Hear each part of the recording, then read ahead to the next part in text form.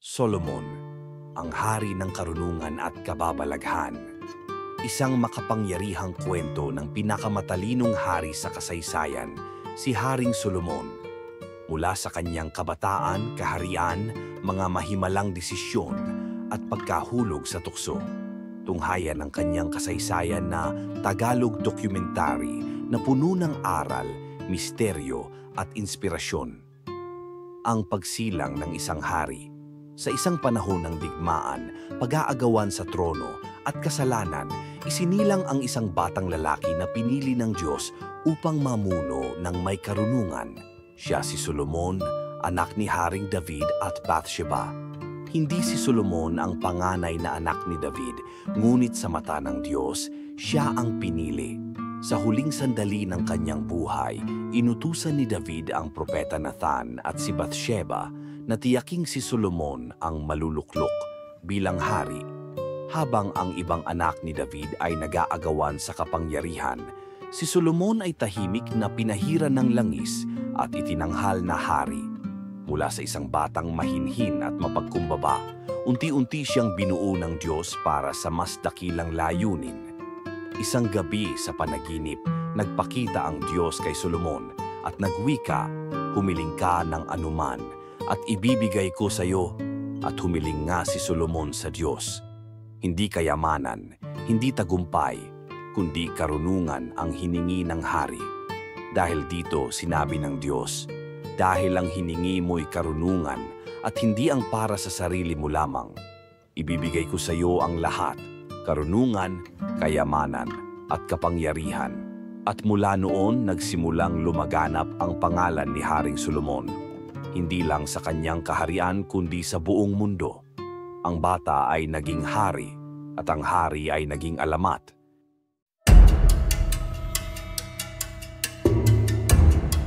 Nang mabalitaang ang bagong hari ay bata pa at walang karanasan, maraming nagduda. Subalit hindi nagtagal, isang pagsubok ang dumating at dito ipinakita ni Haring Solomon ang kanyang pambihirang karunungan. Isang umaga humarap sa trono ng hari ang dalawang babae. Sila'y magkasamang nakatira at parehong nagsilang ng sanggol.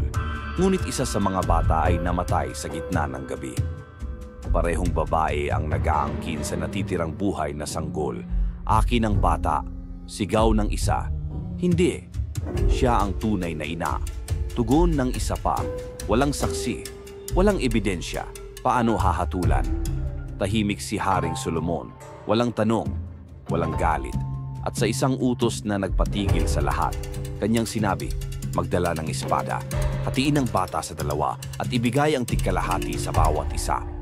Ang isa ay sumigaw, "Huwag, ibigay mo sa kanya ang bata, huwag mo siyang patayin." Ang isa'y tumahimik. At doon tumindig si Haring Solomon.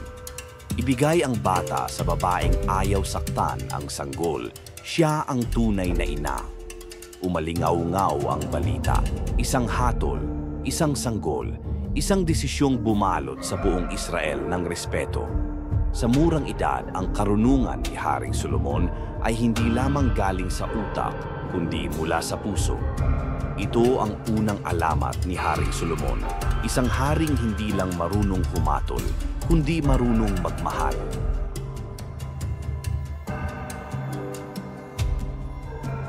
Matapos ang kanyang sikat na hatol, si Haring Solomon ay kinilala sa buong kaharian bilang isang hari ng hustisya.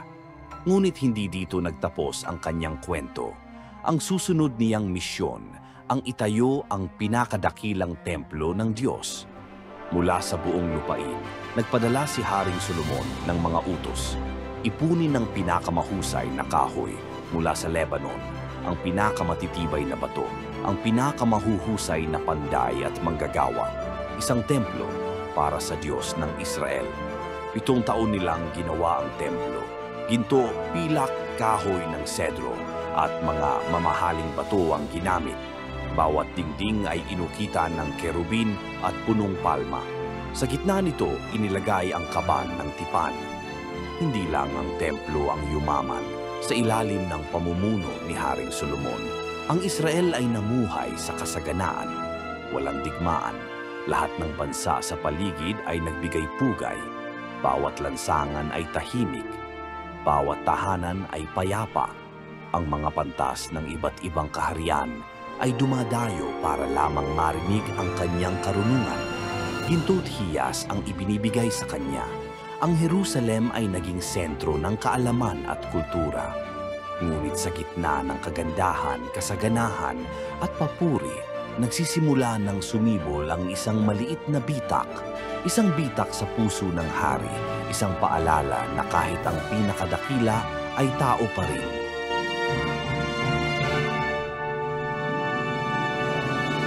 Mula sa malayong lupain sa timog, isang mahiwagang babae ang naglakbay patungong Jerusalem.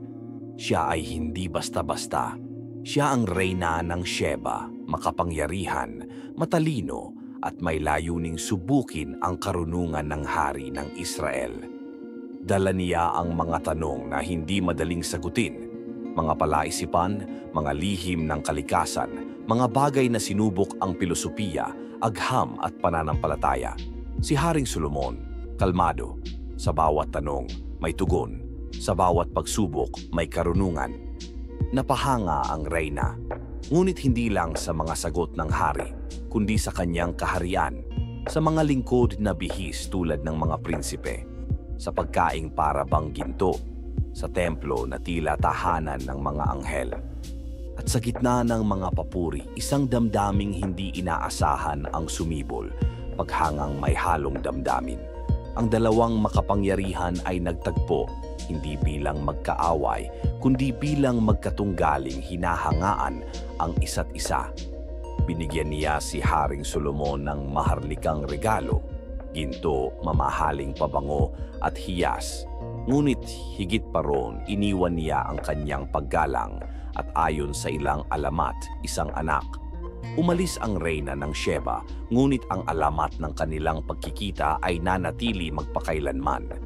Isang paalala na ang tunay na karunungan ay hindi lang sa mga sagot, kundi sa pag-unawa sa puso ng iba.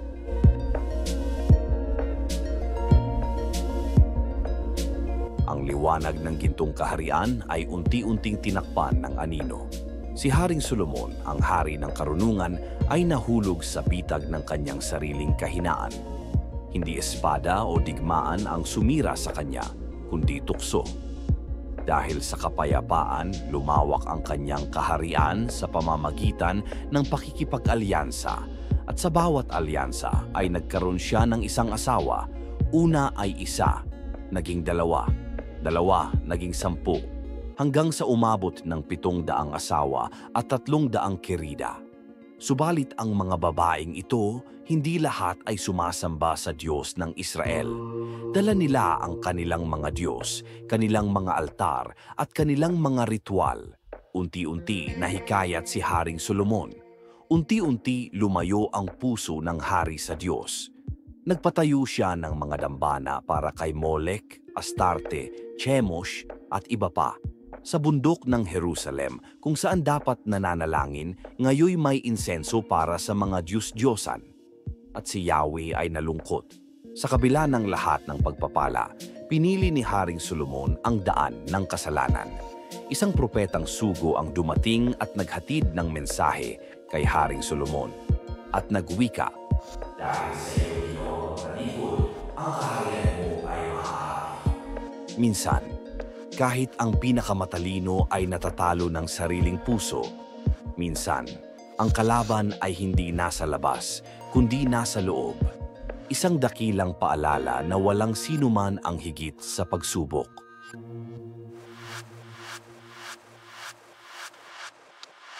Ang dati ginintuang kaharian ay unti-unting kinain ng kalawang. Ang dating pusong malapit sa Diyos, ngayoy naging malamig. At ang kapalaran ng Israel ay sinilyuhan ng isang propesiya. Dumating ang propeta Ahias. Hawak niya ang isang bagong kasuotan. Hinati niya ito sa 12 piraso. At ibinigay ang 10 sa isang lingkod ni Haring Solomon na si Jeroboam. Ito ang sinasabi ni Yahweh, "Sapagkat ikaw, Solomon, ay lumayo sa akin, ang kaharian mo ay mahahati.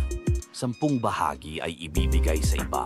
Tig-isa lamang ang maiiwan sa iyong mga anak. Si Haring Solomon ay hinalinhan ng kanyang anak na si Jeroboam na nagpatuloy sa malupit na mga patakaran ng kanyang ama sa hilagang mga tribo ng Israel.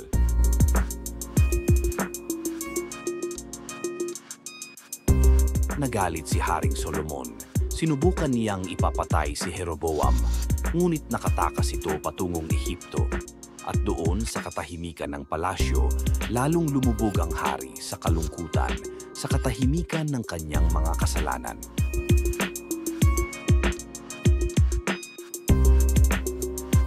Walang digmaan, walang rebelyon, ngunit sa puso ng bayan may panginginig. Ramdam nila ang unti-unting paglayo ng Diyos sa gitna nila. Ang templo ay nandoon pa rin, ngunit ang presensiya ng may kapal ay parang nawawala.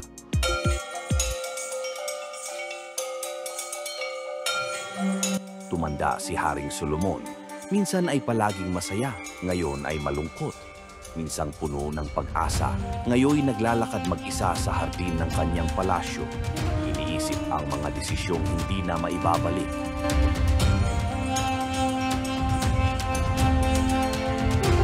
Ang propesiya ay hindi nagkulang. Matapos ang kanyang kamatayan, ang Israel ay nahati sa dalawa. Israel sa hilaga at Huda sa timog. Ang ginintuang panahon ay nagtapos at ang ulap ng pagkawasak ay pumasok sa kasaysayan.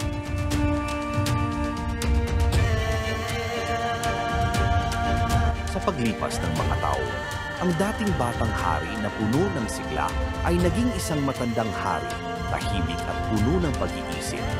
Sa kanyang huling mga araw, si Haring Solomon ay hindi na nakikipag-usap sa mga hari ng ibang bayan, kundi sa sarili niyang kaluluwa.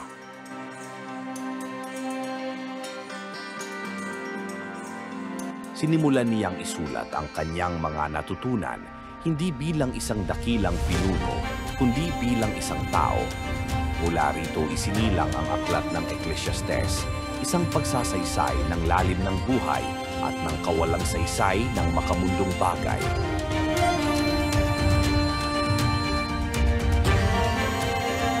Lahat ay walang kabuluhan, sulat niya. Ang tao'y nagpapagal sa ilalim ng araw, ngunit lahat ay nauuwi sa alikabok. Ang kayamanan, ang kasiyahan, ang karunungan, lahat ay lilipas.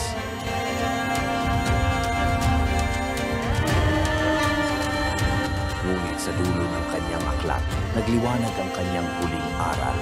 Matakot ka sa Diyos at sundin ang kanyang mga utos. Ito ang buong tungkulin ng tao. Sa wakas, natagpuan ni Haring Solomon ang sagot na matagal niyang hinahanap sa Diyos at hindi sa mundo.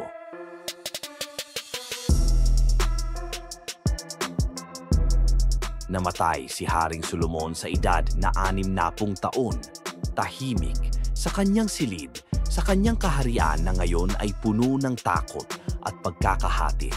Ngunit ang kanyang mga salita ay nabuhay at nanatiling gabay sa mga susunod na salinlahi.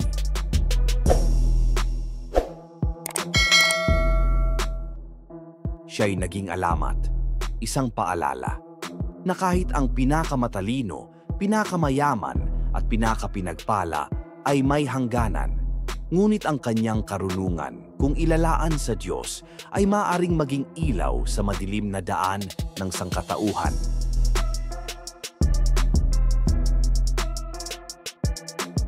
Matapos ang kanyang kamatayan, naiwan ni Haring Solomon hindi lamang ang isang nahating kaharian, kundi isang pamana ng karunungan na hindi kailanman nabuwag. Ang kanyang buhay ay naging babala, ngunit ang kanyang mga salita ay naging ilaw.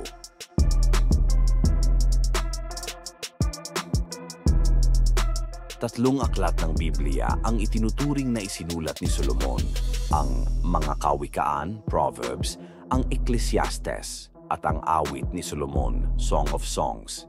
Bawat isa may kakaibang tinig, karunungan, kabiguan, at pag-ibig. Sa mga kawikaan, matututunan natin ang mga praktikal na aral ng buhay. Ang takot sa Panginoon ay pasimula ng karunungan. Isa itong gabay para sa mga hari, magulang, anak, at mamamayan.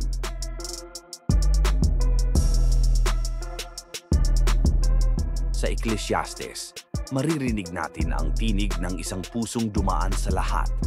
Yaman, aliw, karunungan, kabiguan. At sa dulo, isang malinaw na paalala, matakot ka sa Diyos at sundin ang kanyang mga utos.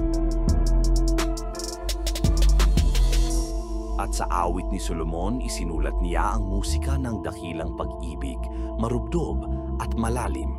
Ipinapakita rito na maging ang hari ay marunong magmahal hindi lang ng kapangyarihan, kundi ng tunay na damdamin.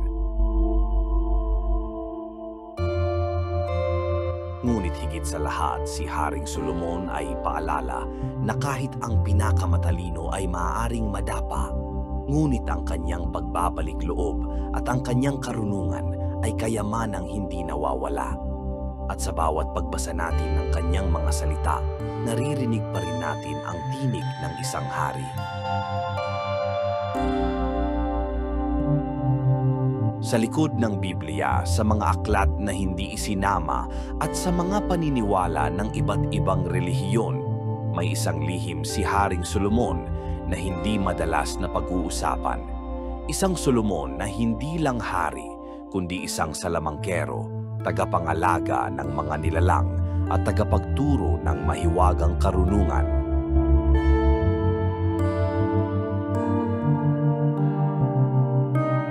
Ayon sa mga alamat ng Hudyo, Muslim at maging sa mga kultong tradisyon sa Europa, si Haring Solomon ay pinagkalooban ng singsing, ang Seal of Solomon.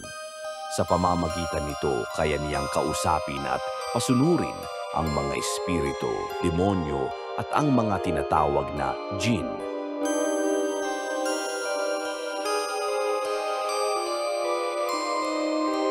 Sinasabing siya ay nagtayo ng mga mahiwagang templo, lihim na silid at aklatan ng karunungan.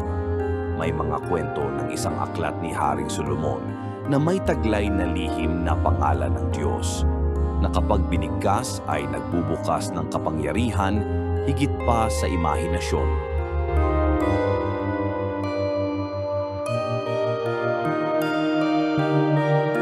Sa Islam, si Haring Solomon, kilala bilang Sulaiman, ay isang propeta na may kapangyarihang makipag-ugnayan sa mga hayop, kontrolin ang hangin at pamunuan ang mga espiritu.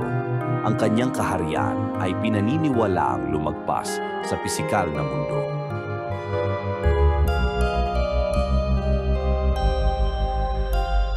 Maging ang mga alkimista at esoterikong manunulat sa Middle Ages ay kumilala kay Haring Solomon bilang pinagmulan ng Solomonic Magic, isang sining ng kababalaghan na ginamit upang protektahan, manggamot o mangakit ng kaalaman mula sa kabilang dimensyon.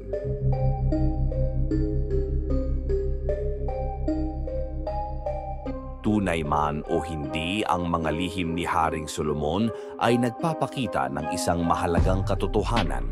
Ang tunay na karunungan ay hindi lang nasa lohika, kundi sa paggalang sa mga bagay na hindi nakikita. At sa pagitan ng langit at lupa, may mga bagay na tanging pusong malinis lang ang makakaunawa.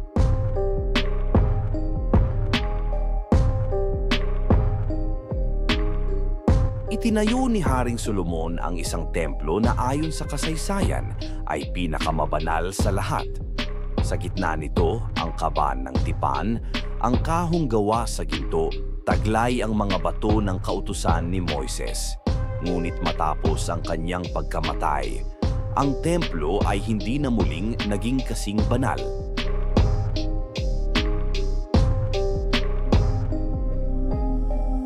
Pagkatapos ng ilang henerasyon, sinakop ng mga Babilonyo ang Jerusalem. Nasunog ang templo, winasak ang lungsod, at nawala ang kaban ng tipan. Mula noon, ang misteryo ay nagsimula. Nasaan ang kaban? At may natira bang kayamanang iniwan si Haring Solomon?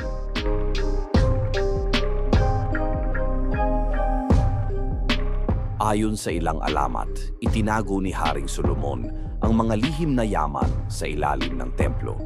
Isang underground chamber na hindi kailanman natagpuan. Ang iba'y naniniwala na ang kaban ng tipan ay dinala sa Ethiopia ng kanyang anak kay Reyna ng Sheba na si Prinsipe Menelik.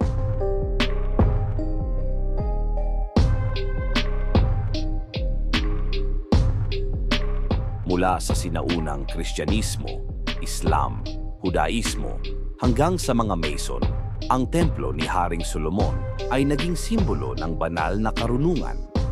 Ang mga Freemason, isang lihim na samahan, ay nagtatayo ng mga gusaling may simbolo ng templo na ayon sa kanila ay may kaugnayan sa lihim na kaalaman ni Haring Solomon.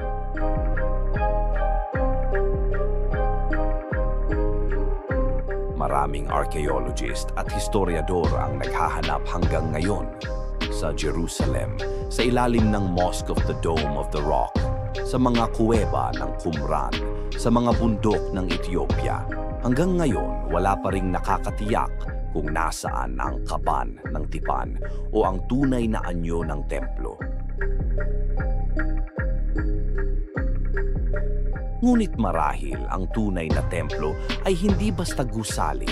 Marahil ito'y isang paalala na ang presensya ng Diyos ay nananahan hindi sa ginto, kundi sa puso ng taong marunong matakot, magmahal at sumunod sa Kanya. Sa pagtatapos ng ating kwento, isang bagay ang tiyak.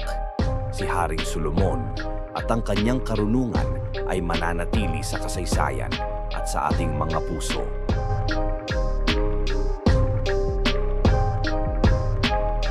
Sa loob ng libu-libong taon, nanatili si Haring Solomon sa ating alaala, hindi bilang simpleng karakter ng lumang kasaysayan, kundi bilang simbolo ng karunungan, kapangyarihan at paalala ng kahinaan ng tao.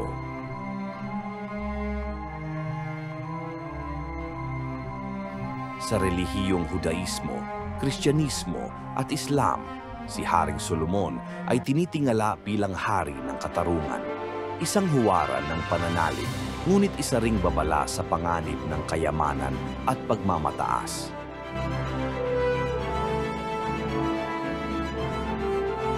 Sa mundo ng filosofiya at panitikan, madalas siyang binabanggit. Mula sa mga tula ng mga manunulat ng Europa hanggang sa mga talumpati ng mga pinuno ng Estado, ginagamit siyang ehemplo ng matalinong pamumuno at ng pagsisisi. Maging sa modernong pop culture, si Haring Solomon ay lumilitaw. Sa pelikula, nobela, video games, at mga dokumentaryo, palaging may imahe ng isang hari na may singsing ng kapangyarihan, may lihim na aklat, at may kayamanang tinatago pa rin daw hanggang ngayon.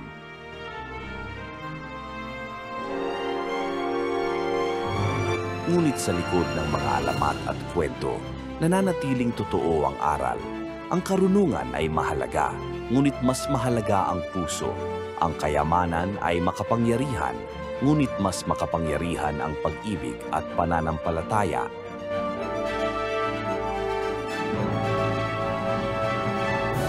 Si Haring Solomon ay matagal nang wala, ngunit sa bawat magulang na nagtuturo ng tama, sa bawat leader na naghahangad ng makatarungang desisyon, sa bawat taong naghahanap ng liwanag, naroroon pa rin ang anino ng hari.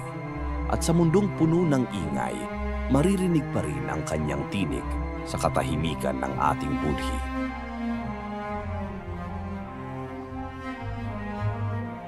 Ako nga pala si Solomon, anak ni David, hari ng Israel. Sa loob ng mahabang panahon, ako'y hinangaan, sinamba at kinatakutan. Ngunit ngayong ako'y wala na sa lupa, may nais akong sabihin. Hindi bilang hari, kundi bilang isang kaluluwa na minsan ay naglakad sa gitna ng liwanag at dilim. Tinawag ako pinakamatalino. Nagpatayo ako ng templo, naghukay ng kayamanan, nagturo ng mga kawikaan. Ngunit sa gitna ng lahat ng iyon, ako rin ay naligaw, nalasing sa kapangyarihan, nahulog sa tukso. Nalimutan ko ang dahilan kung bakit ako pinagpala. Ngayon, nakikita ko ang inyong mundo. Abala, magulo, puno ng ingay at alon ng impormasyon, ngunit kulang sa karunungan. Alam ninyo ang maraming bagay, pero nakalimot kayo kay Yahweh. Marunong kayong magdesisyon, ngunit bihirang may takot sa Diyos. Kung ako'y may iiwang liham sa inyo, ito ang nilalaman. Huwag hanapin ng yaman na kumukupas. Huwag niyong ipagpalit ang katahimikan ng puso sa sigaw ng ambisyon. Huwag niyong sayangin ang kabataan sa kasayahan na walang laman. Dahil lahat ng ito, ang aliw, ang pag-ibig, ang karangalan, ay parang usok. Nawawala. Ngunit ang kapanalan, ang kabutihan, ang pag-ibig na tapat, iyon ang tunay na ginto. Sa huli, lahat tayo ay babalik sa alabok. Ang tanong, may iniwan ka bang liwanag habang nabubuhay? May karunungan ka bang iniambag? May kabutihang naitanim? Ako'y si Haring Solomon. Minsan naging makapangyarihan, ngunit ngayon ay bahagi na lamang ng kwento. At ito ang aking huling aral. Matakot sa Diyos at sundin ang kanyang mga utos, sapagkat ito ang buong katungkulan ng tao. Ito ang aklat ng buhay, at ngayon nasa kamay mo na ang susunod na pahina. I-like, mag-subscribe, at i-share ang video na ito para sa mas marami pang makasaysayang kwento sa Tagalog.